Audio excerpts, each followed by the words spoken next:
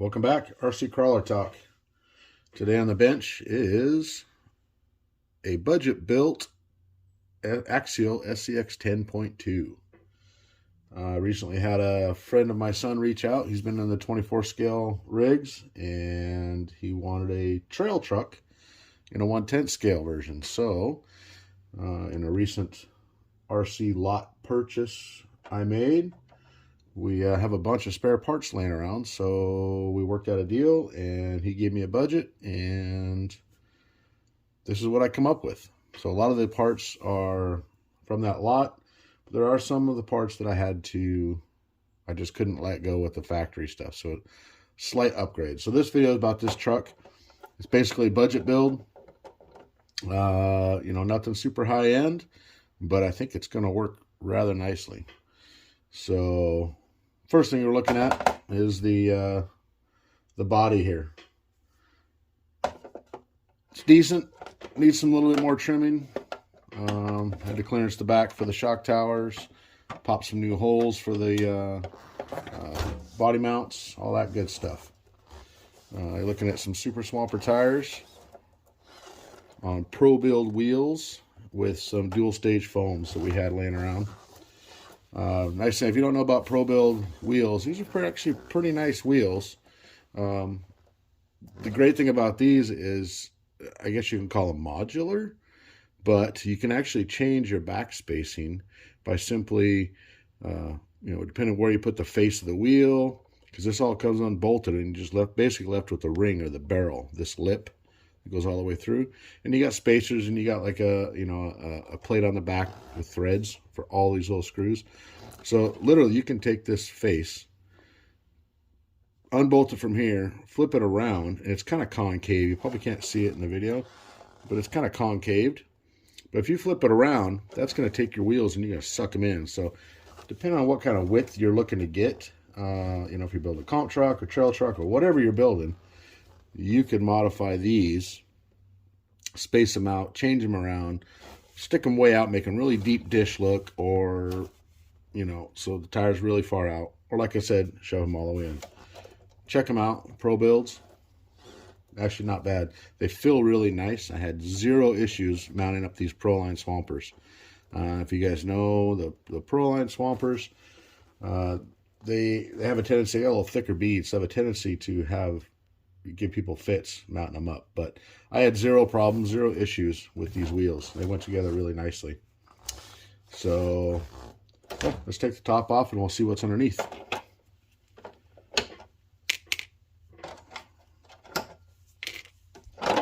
Off comes the body. It's your basic Axial Scx10.2. This actually had the gray 3-gear transfer case or transmission originally. Took that out. I had a hot racing aluminum case transmission, and I noticed on the gray 3 gears you're really limited on your pinion, because the motor, the way it's built, the motor actually hits the case on the 3 gear and doesn't allow you to get a pinion any smaller than, I think I had a 12 on there. Maybe it was a 13, but it was really loose, and you could go up to like a 60 spur, but I didn't. We didn't have one. I got a 56 tooth. So that's all good. So basic stuff is, I think this is an Amazon servo. It's a 46 kg. I think it'll work fine for them for a trail rig. It's nothing super high end. Again, this is budget build. We had a brand new Hobbywing Quicrun 1080 ESC. So that's, 45, 50 bucks. It's a great ESC for especially running trail. HOLMES HOBBIES Crawlmaster Sport. This is a 550 can and a 21 turn. And I believe I have a 10-tooth pinion on it. I may actually step up to like a 10 or 11, but that remains to be seen. That's an easy fix. Axial Scx10.2 chassis. Pretty much the same. I did, however, originally it had the 10.2 kit axles, front and rear, the AR44s, I believe they are. But, they had the plastic knuckles and plastic C-hubs, and, it's just a, you know, there's better options. So the one thing I could not let go was those axles. So I picked up a set of SSD diamonds. They got a steel tube, nice smooth center section, and I also picked up their aluminum C-hubs and brass knuckles. So you get that weight up front and down low. But I got the SSD diamonds front and rear. These are great axles. They provide all the weight down low that you want. It feels pretty good. Shock mounts. I went with the stock shock mounts in the rear, but I actually moved the holes forward. You can see that. I moved these up forward, the brace forward, and we also put our SSD diamond link riser on the back. A little bit better geometry. But with this cross brace, I had to notch this out to clear the links. As you can see, the links kind of go up and above where that was. Now they still hit right here. I think that'll be okay for what this is. It's going to work. So links, these are just some, I believe, this is out of the lot that we bought, but these links are just Amazon titanium 4mm. They already came pre-bent with high links, but actually, or high clearance, but I actually put a little bit bigger bend on the back to get a little bit more high clearance. And that is getting really close to interfering with the drive shaft and the upper link. But again, I think that'll be okay. The fronts, actually I had to put a little bend in this upper 3 link there to clear the drive line up front. Not that big a deal. Also had to get kind of creative with the steering links. So, you know, I just found one that worked. These are actually Jado rod ends from Traxxas. So they're really long compared to a regular a rod end. And in fact, this bar and 2 Jado ends was just a little too far. So I took 1 Jado end and I cut probably 8 to 10 millimeters down to get the length that I was trying to achieve. And then you got your panhards, got the little S bend. These are 3mm ends. Should be all right. Shocks are just the stock axial plastic shocks. Nothing fancy. I did take them apart. I resealed them, cleaned them all out, and I put a really thick, heavy oil in them. The oil that I've been using, and I've had, feels pretty good to keep these things, because if you, from factory, these things are pretty springy. But as you can tell, they're nothing, you know, super competitive. But again, this is a trail truck. And the oil that I use is I use a combination of 3000 diff oil, a bottle of that with about a quarter bottle of a 40 weight. Stuck it all in there, so it's a really thick slurry. And I use them in my comp trucks, and it feels like it's pretty good. So that's something he can upgrade later if he chooses to. Now, mounting them to the chassis, I wanted to get a laid back and better shock towers, because the factory shock towers, the panhard mount, just me installing and uninstalling like 3 or 4 times, it just blew out that panhard mount. So these are Rock Pirates RC. And these are shock towers for the front, and they come with a built-in panhard tab already mounted there. And you got tons of options for mounting your shocks, and it comes cool. Got some cool stickers, so we'll be sticking up that body before we're too long. But check them out. It's a pretty inexpensive way to get to fine-tune your suspension and your shock mounting positions. I had some aluminum plate that I bent up for sliders for the body. Nothing fancy. Again, just a budget truck. You know, all in all, this is going to be, I think it's going to be a great little truck to go play on the trails and hang out and do some crawling with your buddies. And like I said, I'm not too much into this. If you know, still has the factory skid in it. Yeah, there's not much to tell. She does have a little bit of heft to it. A little bit of forward bias. Not a tremendous amount, but majority of the weight is down here in the axles, especially with those brass knuckles up front. So let's get her on the scales and see what she weighs. All right, as you can see and probably hear, Actually, I had to switch cameras because I'm using a SkyRC Bluetooth corner weight system. And this thing is pretty cool. It's pretty slick. Gives you good accurate measurements. Right now, because it's Bluetooth, obviously you got to download an app. And they have an app right here. Sorry about the light. Awesome reflections. Anyways, you'll figure it out. Just an app you download.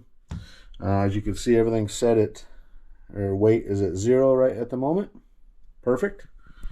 So let's get the truck on there and see what she weighs.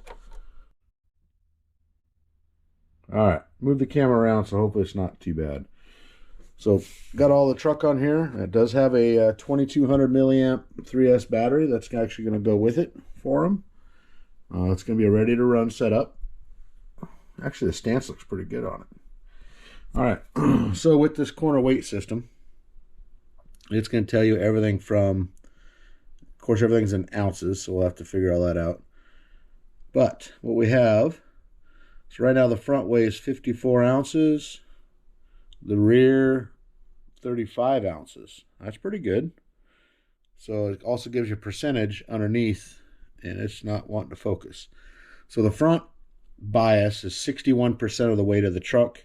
The rear is sitting at 39%.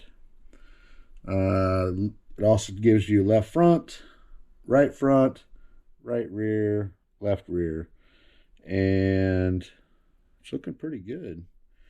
It gives you a left and a right.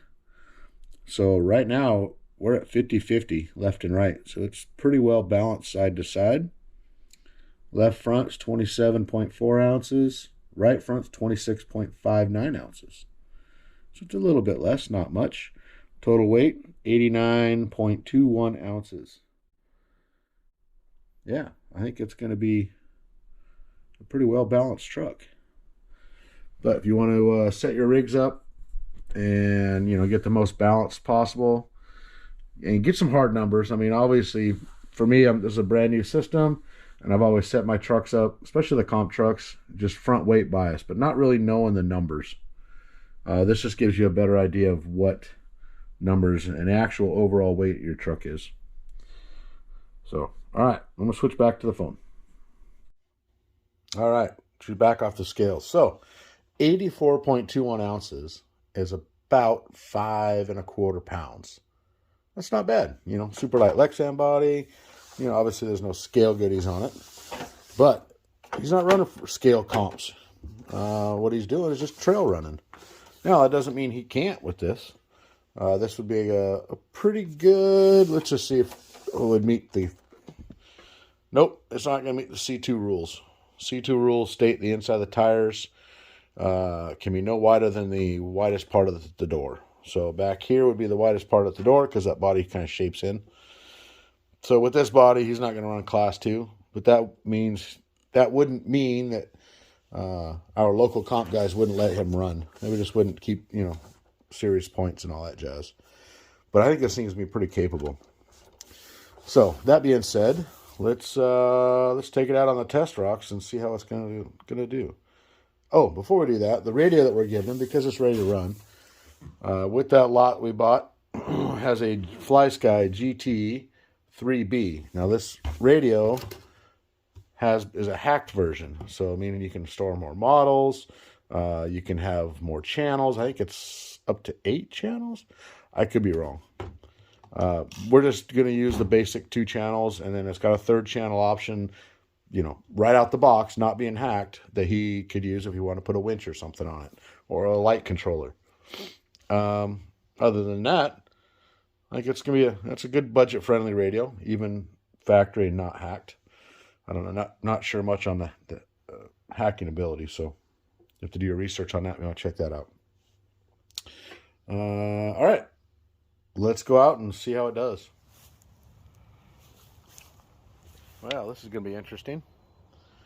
Apparently you need to mow more than once a month. I need to call my landscaper out here and take care of these weeds. Just kidding. I am the landscaper. All right, well, we'll do what we can here. Don't mind my dog. She's over here with a squeaky toy, wanting to play too. All right, so let's see what we can do.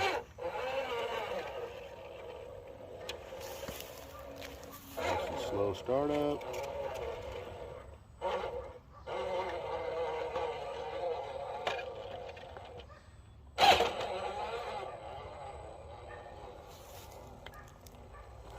Pretty smooth.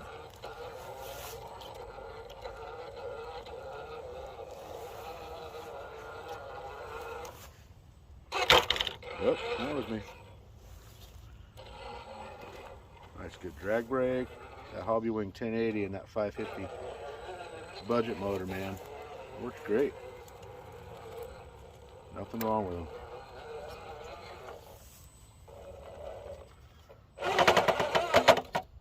Well, I have to do a little bit of body trimming. Hi, Annabelle. You in the way? That's okay. She likes hanging out with Dad. All right.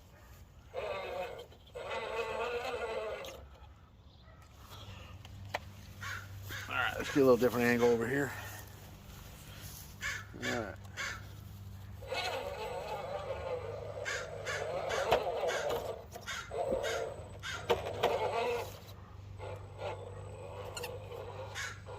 What about you guys? When I crawl, I try not to do too many reverses. So it kind of ends up the line that it ends up on, you know? Uh-oh. A little tire pinch happening. There we go.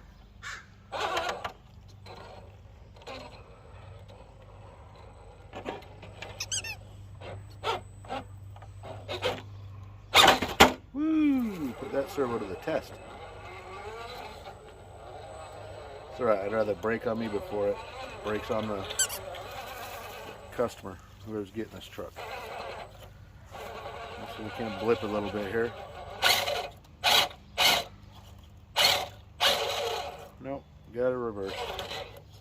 Let's get up on that rock.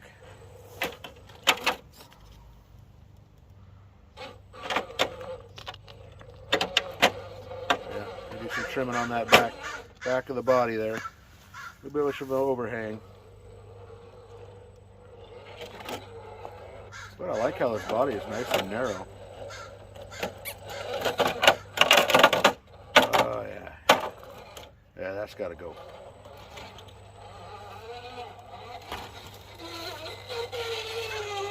Look how tall that grass is.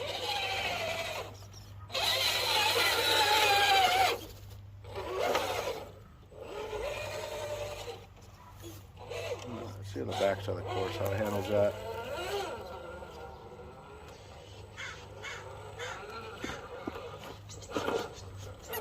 Oops. Bind action.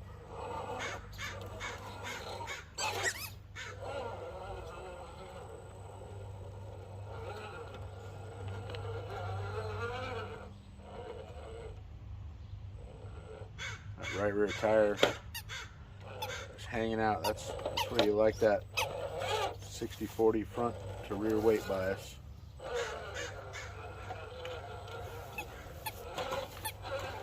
There's still lots of upgrades and improvements he can do to it on his own. This is going to be a great start for anybody just getting started. You know, maybe a flat skid,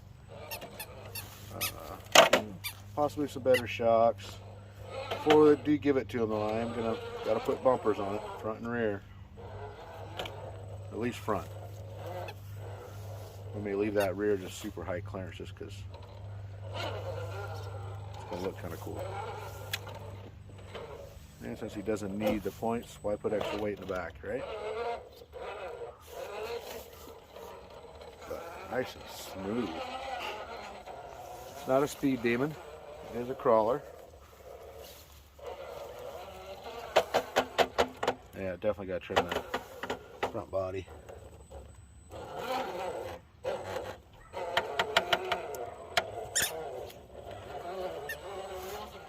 See how that tire squish is. Oh, perfect. Look at that, just crawls right up. wheelbase is about right. See that drag brake.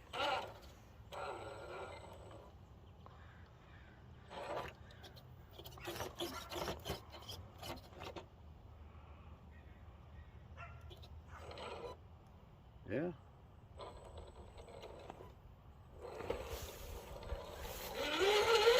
All right, there she is. I don't want to get too hung up in this grass. I got to get here and cut it, re-brake and stuff.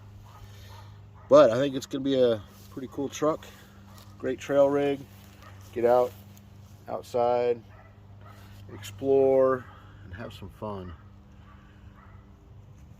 There you go, Rob. There's your truck. Now you won't see any front bumper pics until you get it. That'll be kind of a little extra surprise, I guess. All right, guys. Well, hey, thanks for watching. Enjoy the rest of the videos. Like, subscribe, tell your friends, yada, yada, yada. Let's help out that algorithm. All right. We'll see you guys next time. Thanks for watching.